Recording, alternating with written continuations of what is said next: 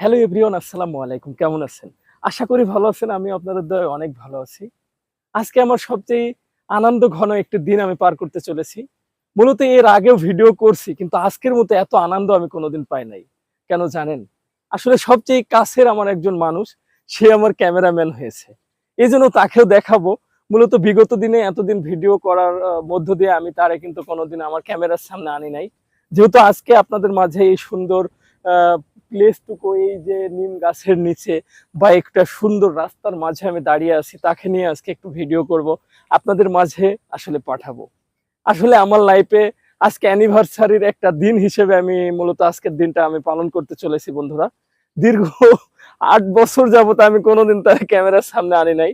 তো ৮ বছর পর তারে নিয়ে আমি আজকে একটা আপনাদের মাঝে ব্লগ পাঠাবো বন্ধুরা। তো চলেন যাই, তার সাথে একটু কথা বলি, প্লাস হয়তোবা কথা না বলতে পারলে দূর থেকে আমি দেখাবো আমার সহধর্মীরে।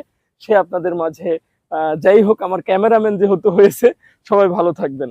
চলেন।